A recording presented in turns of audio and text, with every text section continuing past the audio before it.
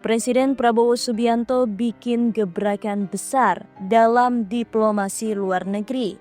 Ia memilih hadir dalam undangan Presiden Vladimir Putin di Rusia dan menolak undangan KTT G7 di Kanada.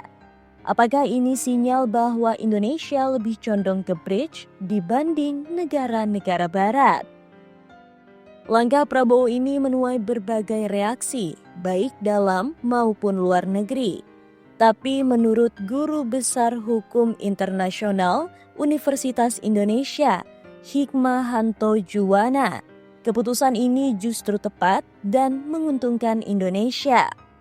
Setidaknya ada 3 alasan utama mengapa langkah Prabowo dinilai strategis.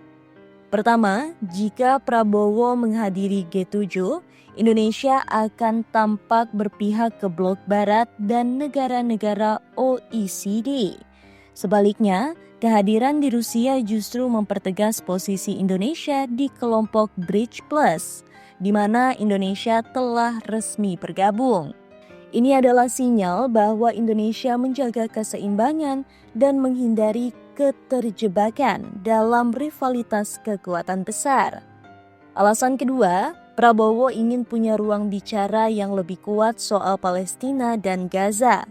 Karena dalam forum G7 suara pro-Palestina sering tidak mendapat tempat. Amerika Serikat, pendukung utama Israel, masih mendominasi forum tersebut. Di forum timur seperti Bridge atau saat bertemu Putin, isu Palestina bisa dibahas lebih terbuka.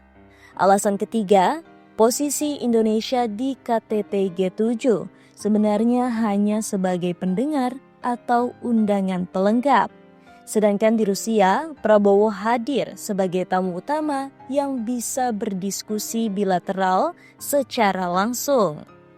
Di Kanada, Presiden hanya diberi panggung untuk mewakili suara negara berkembang.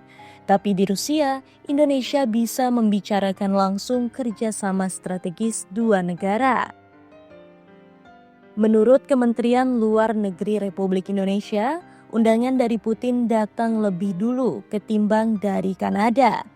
Selain itu, di tanggal yang sama, Prabowo juga diundang ke Singapura untuk menghadiri Annual Leaders Retreat, pertemuan rutin penting di Asia Tenggara. Jadi, ini bukan soal menolak G7 semata, tapi menjaga komitmen diplomatik yang sudah dijanjikan lebih dulu. Pilihan ini juga bisa menggeser arah politik luar negeri Indonesia. Apakah akan tetap netral dan bebas aktif atau mulai condong ke poros timur? Dengan bergabungnya Indonesia ke Bridge Plus dan kedekatan dengan China, Rusia, serta India, muncul pertanyaan besar. Apakah Jakarta sedang mengatur ulang orientasi globalnya? Keputusan Prabowo bukan sekedar memilih antara Rusia atau G7. Tapi ini tentang menentukan posisi strategis Indonesia dalam dunia yang makin terbelah. Apakah ini strategi cerdas atau justru bisa memperumit hubungan dengan negara barat?